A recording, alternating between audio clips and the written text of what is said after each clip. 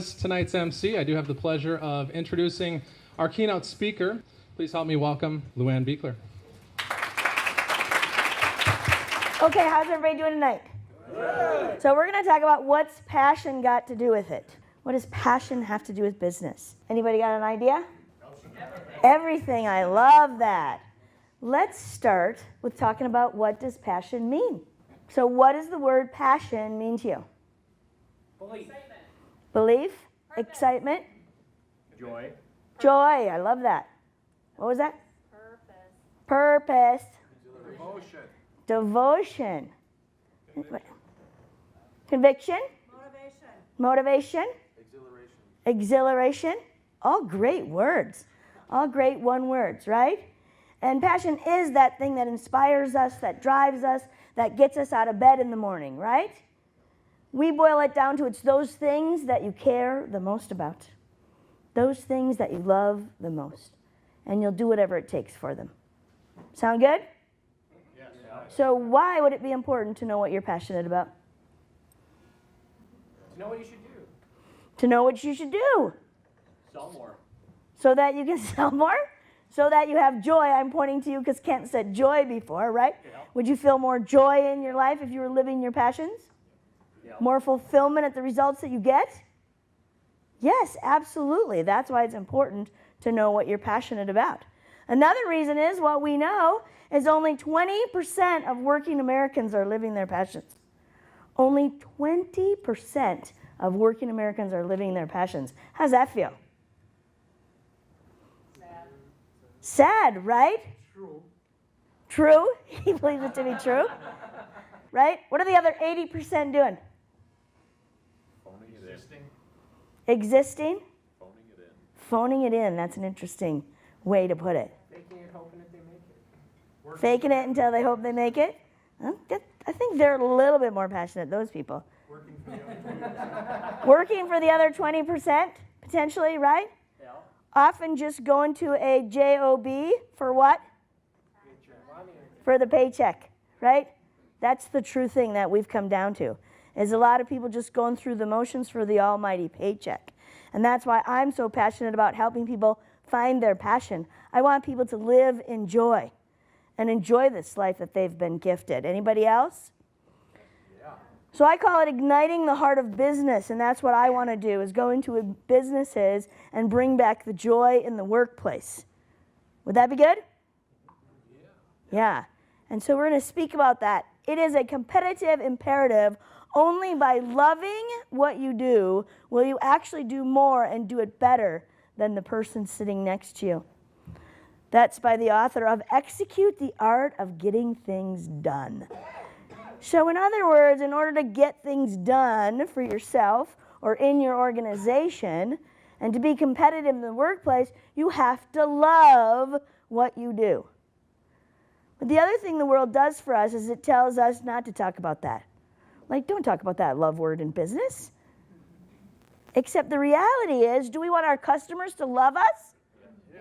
We do. So we better love ourselves first before our customers are going to love us. Do we want our employees to love coming to work? Yes. Yeah. So we need to demonstrate that first. We need to set the example. All right? And what I believe is we just need to get people back into their heart space and understanding what that means. So tonight we're going to talk about a philosophy that's called the passion test. Anybody heard of it? Yes. 2 people. Only 2 people? Come on. Really? Raise your hands. Only 2 people? Very good. The Passion Test is a best-selling book that helps people identify their top 5 passions. And I've been certified by the authors of it to help people do just that. How about this? If you haven't heard of the Passion Test, have you heard of the Strength Finder? Much more people have heard of the Strength Finder. And what does the Strength Finder help you do? Find your strengths. It helps you find your top 5 strengths. That was a trick question, right? Okay? So the Strength Finder is a test, though, right? You can go online and take the test. So if you have yet to do it, I highly encourage it, right? Just Google the Strength Finder 2.0. You'll find their website. You no longer even need to buy the book. You used to have to buy the book, and then there's a code in the back. And the book describes 35 different strengths or characteristics, innate talents that we as human beings might carry. And then about 35 pages of it describes the scientific methodology behind why the test works. Who cares? Not my gig, right? So I don't profess to understand how that test works. Highly believe in it, however. And I know that when I found my top 5 strengths, I was like, oh yeah, that's me. But it's a feeling of confidence, of knowledge, of acceptance of just who I am, okay? So for like 20 bucks, you can go on their website and you can find the top 5 strengths. The passion test, not a test. Good news. There's no test in it. It is a philosophy. It is a process. I facilitate people through a process of helping them to identify their top 5 passions and set a course to living that in their life. I give them tools and tips on how to make sure they do that because it's fighting against society's patterns. Because society says, look like everybody else, act like everybody else, go to work, do what you're supposed to do, right? Make a good living, and you'll be okay. The reality is, so we're all squelched down from actually stepping in fully to who we are and living our passions full out. And so what the process says is helps you to feel confidence in that. And you put the 2 pieces together of understanding your top 5 strengths and your top 5 passions, and it's a powerhouse of knowledge of just who you were designed to be, and just go do that. So it allows us to stop questioning who we are, to stop questioning our decisions, and follow in line with exactly who we were designed to be and what gifts we were meant to deliver in this world. How would that feel? Great. And a little enthusiasm in the room? Revelation. It is a revelation. So, passion in business, what does that mean? Well, we already said, passion are those things that hold the greatest meaning. It's what matters most to us. Ought we be working in a field that we feel that way about? Right? That we really care about it. Actually, all great achievements in history occurred by people who are following their passions. Can you think of any? Thomas Edison. Thomas Edison. Come on, people. Mother Teresa. Mother Teresa. Martin Luther King. My employee on the side, Microsoft, Bill Gates.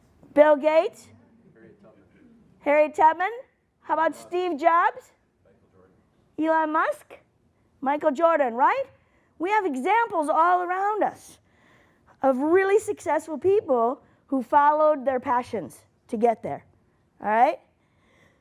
Now, this Harris Interactive Study 2010, the one I showed you before, that was only 20% of working Americans are living their passion, that was 2005. So they did it again in 2010, and now it's up to 30%. We at the Passion Test family, that's what we call ourselves, who have been doing this work, hope that we've had an impact on that to make that shift. And so the numbers are moving up in the right direction, right? But it's about helping everyone, our employees, our team members, our colleagues, to step fully into living their passion so we can change that number.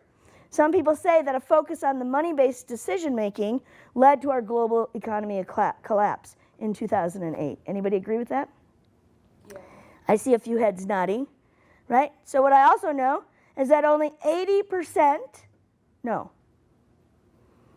less than 80% of CEOs remember the meaning behind their company, the passion that created the company that they now are in charge of, because they're totally focused on the bottom line.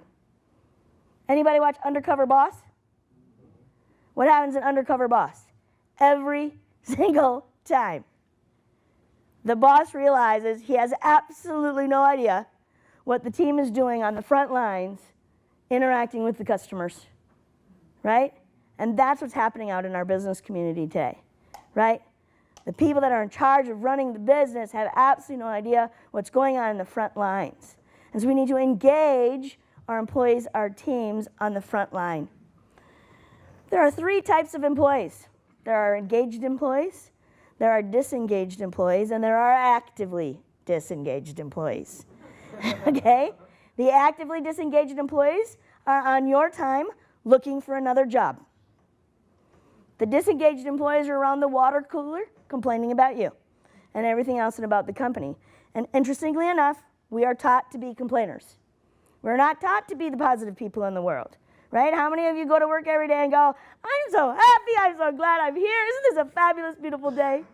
Good for you, Alex. I love you all that do that. Keep doing it. But by and large, that was less than 20% of the audience that raised their hand that they do that, right? So we're not taught to do that. And so people find the one thing that's going wrong, and they spend all their time complaining about that instead of the positive reasons why they're there in the first place. And what Gallup shows us is that a disengaged employee costs the company on average $16,000 a year. Costs them $16,000 a year. While a fully engaged employee can increase your bottom line by $32,000 a year. That's nearly a $50,000 spread. So would it be valuable to really engage your employees in the mission, vision of the organization, in the passion that you have for what you do, right? Instead of sticking it in a drawer, we need to fully engage them with us. So Gallup also did a study, okay, this is separate from the Harris Interactive study, that says that on average, only 29% of employees in any given business are engaged in their work. On average, only 29% of employees in any given business are engaged in their work. What I found most phenomenal is that that's really close to the 30% passionate, right? That those two things align. People who are passionate about their work are engaged in the work. But you have 71% of people in businesses that are not engaged in the work. And I don't know how many employees you have, but multiply that out. Even your team, if you're in a network marketing company, right? Or organizations that you interact with that have hundreds of thousands of employees, and think about those numbers, okay? So you can do the math on that. Actively disengaged employees cost U.S. businesses between $270 billion and $343 billion in low productivity and absences every year. So Gallup just did the math on those percentages, right? And the businesses in the world. So even the smallest business, right, again back to the $50,000 gap, right, is it worth investing in your team to switch that and move your employees from the $16,000 loss to the $32,000 of more profit coming in the door, right?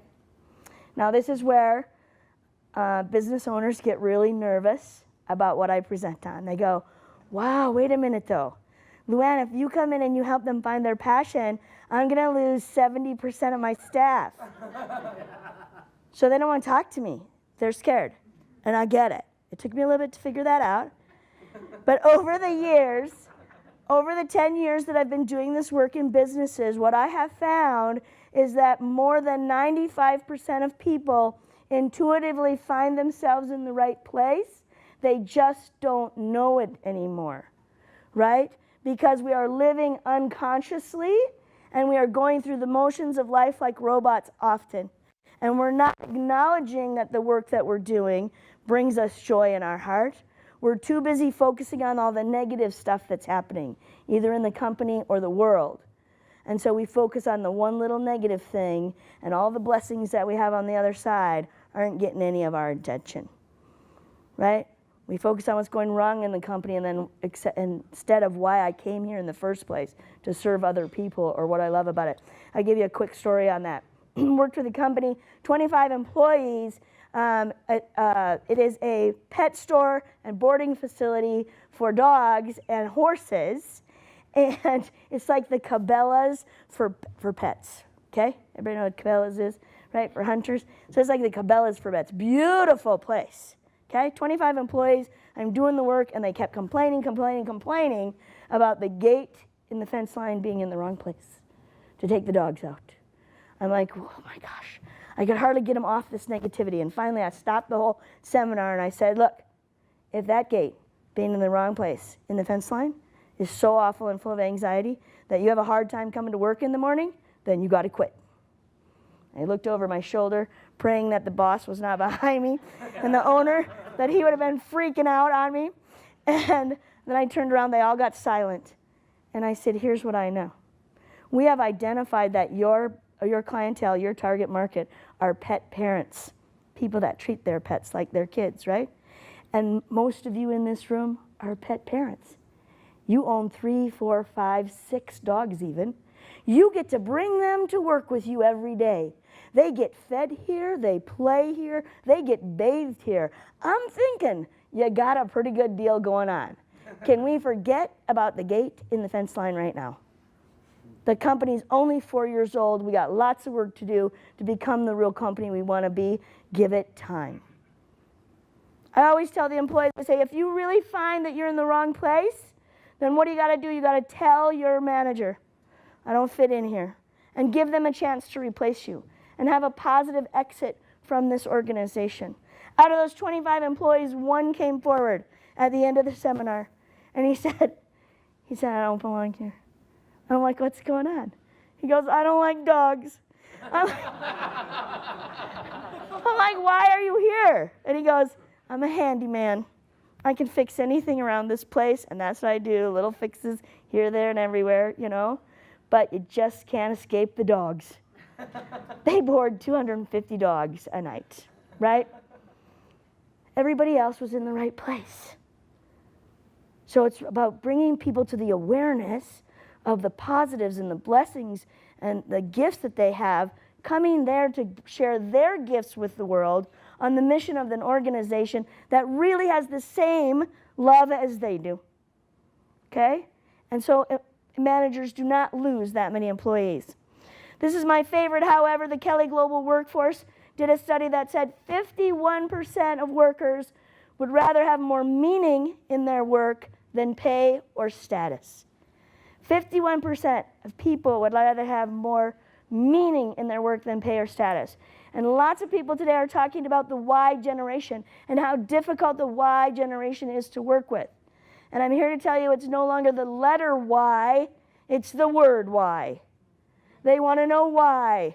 Why am I doing this work? What is the meaning of this work? How does it change our world to be a better place? And when you can draw that line for whatever task you're asking them to do of why it's going to improve our world, how they're contributing to make things better, then they're engaged, okay? But the days of telling people to do something just because I said so and this task needs to be done are gone. They're gone. Those were the days of the Industrial Revolution and the assembly line. And so we have to draw that meaning back into the work for them. And then there's all these other benefits once you engage the team with passion into the organization. They have a more positive effect on your customers. They're more creative about problem solving. They're more open to presenting ideas and creating innovations and open to change rather than let's just leave everything the way it is. They're more likely to have positive relationships with their coworkers and even build friendships. I don't know about you, but we spend more time at work than we do at home. Would it be nice to have some people around us that we kind of liked? Right? So those are the environments that we need to create in our teams, in our workplaces, so that people want to be there. So in the work that we do with the passion test, and again, it's not a test, it's a process, we have developed it into a process called the Passion Test for Business to help people engage their teams with passion. And it begins with a 5-step process that starts by discovering the company's unique contribution statement, okay? It's a combination between discovering your why. Anybody know Simon Sinek? Right? Start with why. Really popular today, okay? Absolutely true, right? Find out why we're doing what we're doing. What is the meaning of the work that we're doing in this organization? You combine it with your unique selling proposition, and you create what we call your unique contribution statement. It is one articulate short phrase that tells the world who you are in an instant, all right? And then we create clarity on how we want to deliver that value by identifying the top 5 passions for the business. These might have been called core values historically, right? We call them passions. Even after I've done work with companies, they sometimes go back and call them values again, but the reality is we believe passions have more inspiration and action-based language than core values historically have in most companies, okay? We create a vision, not a vision statement like you've ever seen before, but a vision of what we want the company to look like 10 years from now, when all things are operating ideal. And then 5, and then 2 years, and we're sort of backing it down. And then we create an action plan for what needs to happen now to make changes in our organization to create the kind of company that we want to have. We call it a cultural action plan because that's what we're doing. We're creating culture in organizations, a culture of living by our values. I don't know about you, but historically when I worked in corporate America, well, they had those company values, but they were in a drawer somewhere and nobody looked at them. What we're talking about is using them on a daily basis. Everybody knows them, everybody has them memorized, and they become a part of your decision making. Somebody told me once that Nordstrom's has a 1-page employee manual. And it says, do the next right thing. Do the next right thing in alignment with our core values, and we will back you every time. So it's instilling those core values, in our case, passions, into the employees, into the organization. So the organization that I'm affiliated with, the Passion Test programs that certified me in this work, our unique contribution statement is inspiring transformation through love in service to humanity.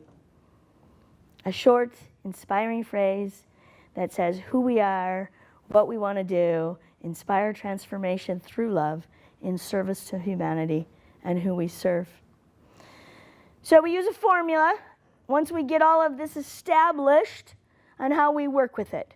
Basically, the beginning of it is intention, right? That's the foundation we've laid. We set the intention for what we want this company, this organization, this business to look like by clearly stating what our values are, what our vision is for where we're going in the organization. Then we need to put our attention on those things by choosing in favor of those things every day, okay? Attention engages action. And then no tension. It's a great little formula. It rhymes, right? Intention, attention, no tension. Let go, let it unfold in its right and perfect timing rather than trying to force it and push it and make things happen. Because when we force and push and scratch and struggle, right, we just create what is called contraction. And when we're in contraction, we're all shut down and no good things can happen for us. Rather, we want to be open to the possibilities when we fall in alignment with who we say we are, right? It's called integrity. When we fall in alignment with who we say we are and we follow the values, the passions that we've set out for the organization, and we ask our team to do the same thing, and then we allow it to unfold in its perfect timing. So it becomes a decision-making tool for everyone, right? We say the key to living a passionate life is whenever you're faced with a choice, a decision, or an opportunity, choose in favor of your passions. Consistently choose in favor of your passions. That is why people need to memorize them, know the top 5 passions for the organization, and allow to empower your employees, your team, to go out and make decisions in alignment with those passions, with those values, just like Nordstrom's, right? And now we create a fabulous culture where everybody feels empowered and joyful to participate in creating and contributing to something powerful in the world.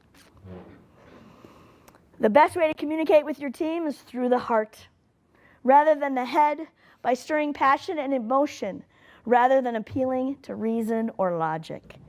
Reason or logic is what we want to do. Tell them just do it because I said so, and it's going to result in this. That's not enough.